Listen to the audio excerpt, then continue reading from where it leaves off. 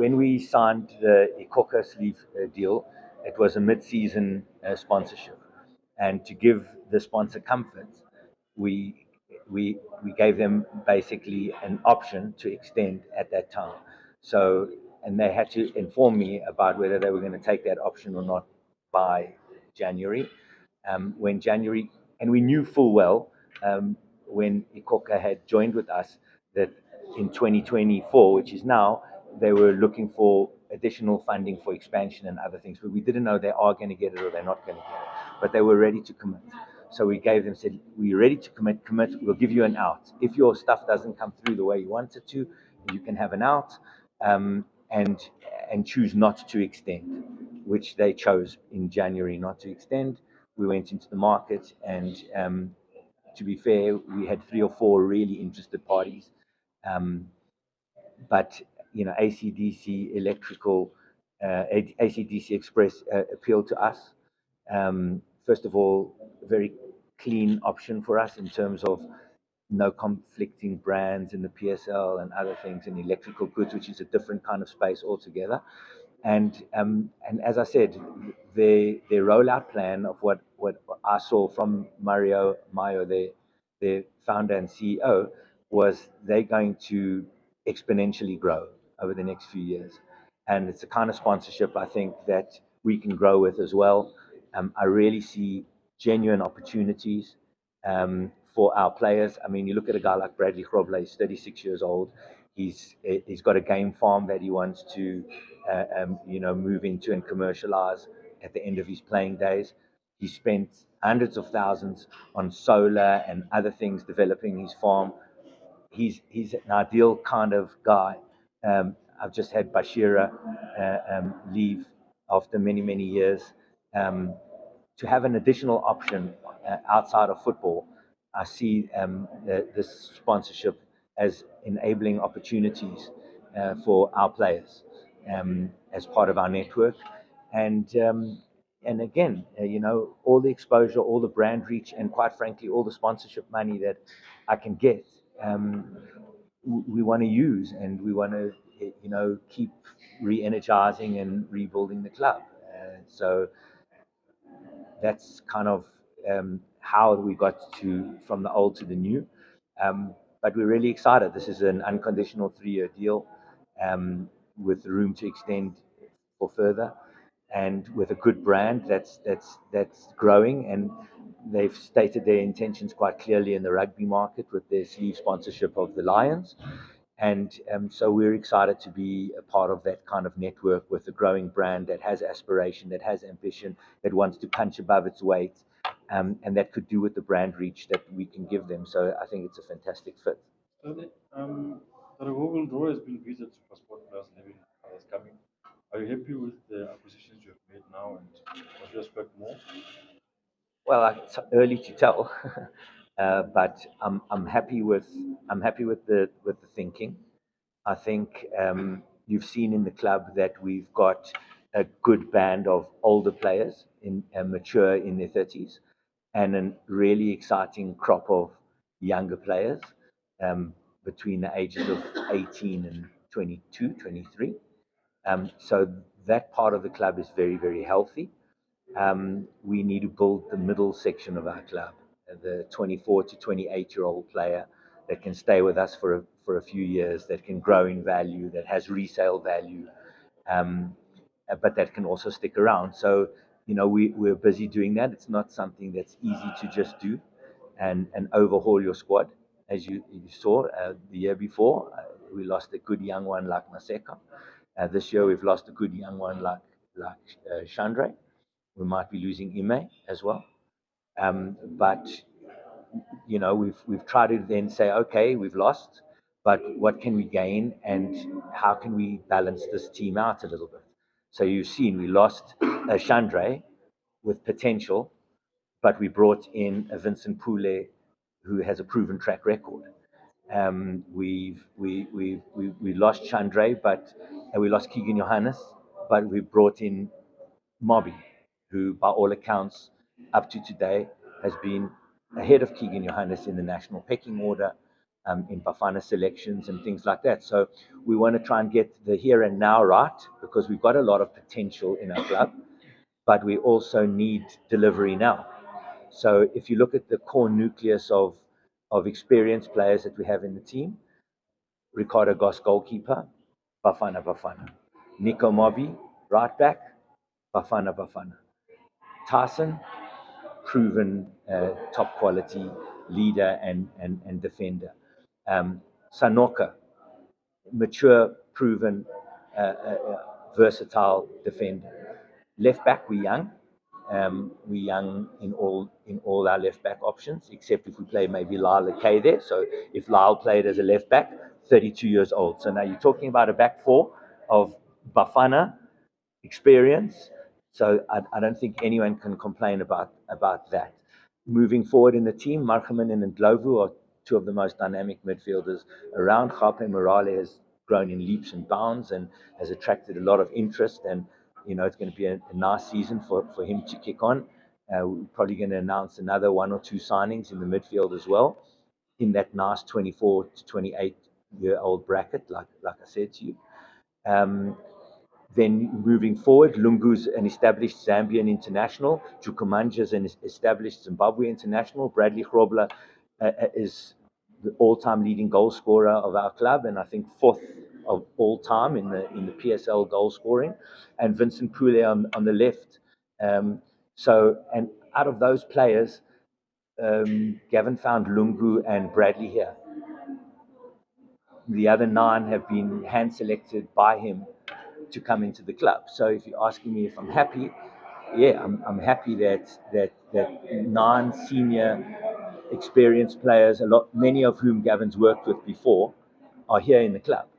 And pound for pound, if those 11 players are fit, I don't see any reason why we can't beat any team in the country. So yes, I'm happy about that. In the depth, we're a bit soft. So as the season wears on and what happens in that space still has to unfold, because if Bradley's injured, I'm turning to Tabang Mashlangu. Yes, he's fantastic. He's the DDC top goal scorer and one of the best young nines the country has to offer, no doubt about it. I have got Lucky Mutewi, who was the third youngest player to play in the PSL last season. But it's not really fair or right to expect 17 and 18-year-old kids to step in and replace Bradley Grobler when he's out. So there are one or two positions in the club, like striker, where we need to beef up still. We have time, and we would rather make the right choice than a quick choice. So we'll still be beefing up in the striker department. We'll beef up 1, maybe 2 in the midfield department. And other than that, we'll be leaning on our youngsters to fill in and mix and match. I mean, young Bilal Beloy last year was sensational as a left-sided centre back. For him to have Sanoka in front of him, it's going to be a big test for him. He can also play left back, so that might be something interesting for him to branch out as a player. Ime Ocon had a great breakthrough season last year. He may or may not be able to go overseas. If he doesn't, that's more depth. In Bilal and Ime, we're going to be our centre back pairing for the future. So I'm in a way happy that I've got a Tyson and a Sanoka, to shield up there as well. You had the opportunity to sign Keegan Dolly, you had undergone a medical. Why did you not happen? I couldn't sign Vincent Pule and Keegan Dolly. So that's Gavin's choice, and Gavin's best suited to answer that kind of question. My job is to support the coach, and he's worked with Vincent before. He feels that Vincent can play wide left, can play as a 10. Vincent knows his training, he knows his pressing, he knows what he wants from him. And I think Gavin was just maybe a little bit uncertain as to where Keegan is. We did do the medical, um, which was fine. But when it came down to a selection of A or B, that's the coach's call, and then I look to try and close up what he wants, and he wanted Vincent. So I told Vincent today, I tried to sign him 7 years ago. His numbers were greedy, so I'm glad that old age has, has, Caught up with you. has, has opened his mind up to being at SuperSport finally. But he's a player we've always liked. I didn't know Vincent or Keegan from a bar of soap. I've hardly ever had any discussions with either of them. So there's nothing personal in the football space. It's about looking at the options that are out there and giving the coach the widest choices that he has. And if those can come in within our budget parameters, and if they make sense from a continuity and planning perspective, then we look at it. We've had a lot of different characters through the door in the last few weeks, and yeah, Gavin and I, and not just Gavin and myself, but my chairman, Kulu Sibia, and two other of my board members, we have regular meetings to debate these things, and for Gavin and Andre and Grant and Paul Matthews, the team manager, to motivate who they want and why they want them, and then we discuss, we ask questions, then we agree, and if I can reach terms with those players, then they become SuperSport players. But there won't be more than two or three more signings from us. It's just they might take a little bit longer because um, the transfer window is still open, and we haven't found exactly what we're looking for in one or two key positions. Then, what's your relationship between Mamelodi Sundowns? Because it seems as if like most of your players go to that team, and when you look at it in another eye, it does not show rivalry, and more so you are trying to compete against the very same team. Well, To be honest, I don't think we're trying to compete against Sundowns for league honors. If we manage to be up there fighting pound for pound at any stage of the season. I think after last year, 11, 12 games, we were there. We were pound for pound. After 30 games, we weren't there. And you have to be realistic and honest about the squad that we have. On any given day, we've got a squad that can beat any team anytime. I've listed the 11 players for you. They're all top quality players. If they bring their A game, Sundowns, Pirates, Chiefs, bring them. I'm not concerned. But over the course of a season, it's not going to be easy for anybody to match Sundowns. They've got 45 odd registered players. They're paying €3 million for a player. I'm signing free agents and promoting DDC kids and bringing back people for the last couple of years. It's not a realistic comparison. If any club in South Africa had offered me the deal for Keegan Johannes that Sundowns offered me, I would have signed the deal in 5 minutes. Any club in South Africa. It's not a personal thing.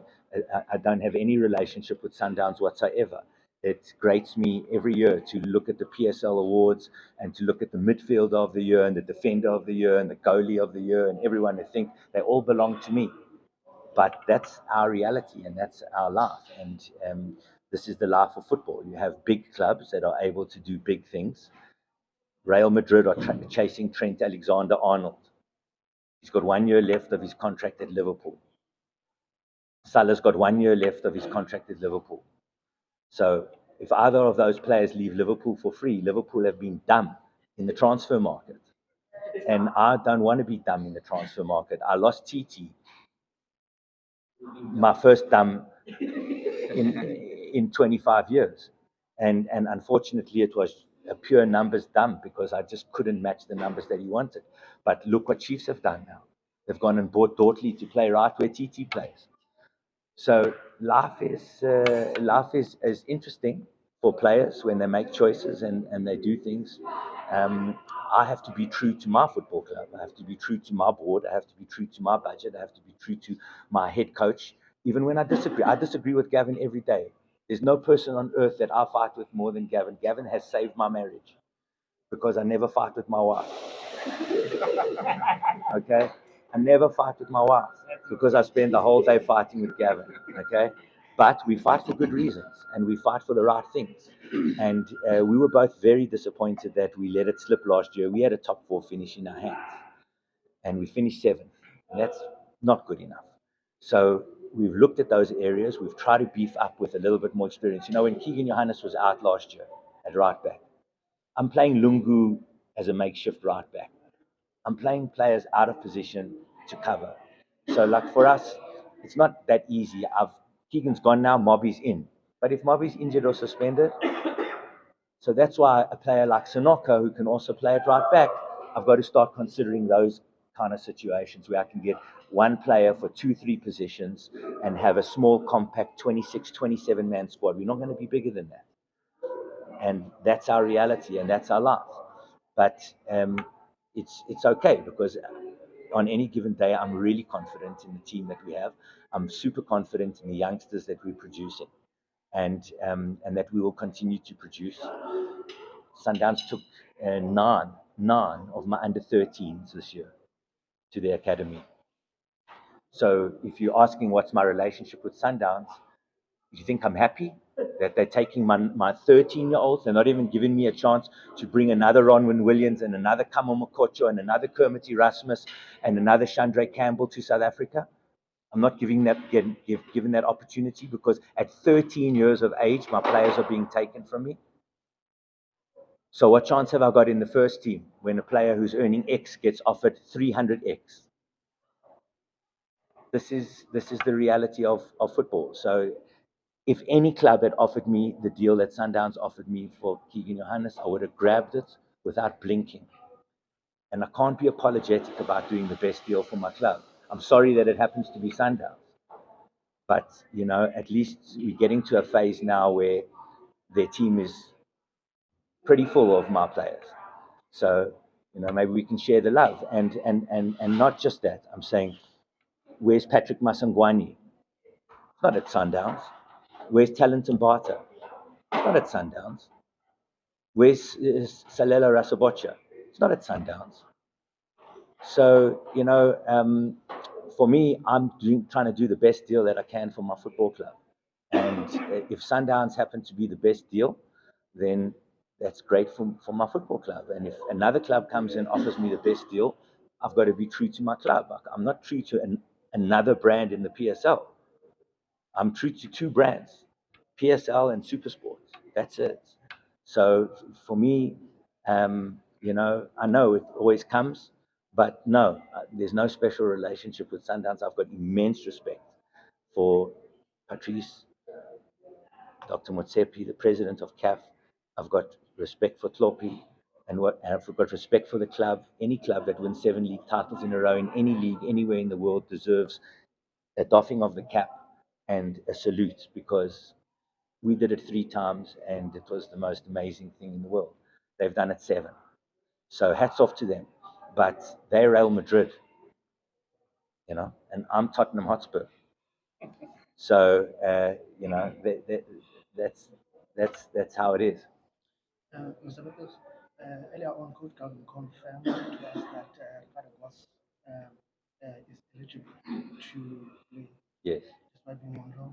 yes. Just talk about, just to add on that question about the relationship, how did you manage to do that one? Because it doesn't I said usually if happen. if if he couldn't play against them, there was no deal. I can't all the time feel the second best team when I'm playing against Sundowns. It's not good for my club. It's not good for my brand. It can't be that every time I'm going out into a big game, my players and everybody else, this one can't play and this one can't play. That's why I didn't take any other players on loan from Sundowns for that very reason. But I think with Ricardo, I dug my heels in, and I think that it's the right thing. And if he's not good enough to play for Sundowns, what are you worried about him playing against you? So, for me, I can't keep undermining my club. And I'm going to draw the Sundowns in the cup, and now, I must feel the second best team. I want to try and at least win a trophy this year. And if it can't be the league over 30 games, because it's unlikely, so then I've got to target cups. And that means playing my best 11. And I just read to you my best 11. And it's quite a formidable team. If they fire on the day, we will beat. I didn't even have this 11 last year. Pirates couldn't beat me in the league. 1 win, 1 draw. So for me, I'm not worried about the club. I'm worried about the depth. And what we'll do over the course of the season, because it's not a quick fix. No one can do a quick fix. Is over the course of the season, we will shuffle around and broaden the base of 24 to 28-year-old players in the club. That's going to happen in the football club, and it doesn't matter to me what that means. That's going to be our framework because I can't keep bringing 30-year-olds into the club. And there's been opportunities to sign Shlanti, to sign Onyango, very good players, very good guys. Shlanti would add a lot of value for us and experience at left back.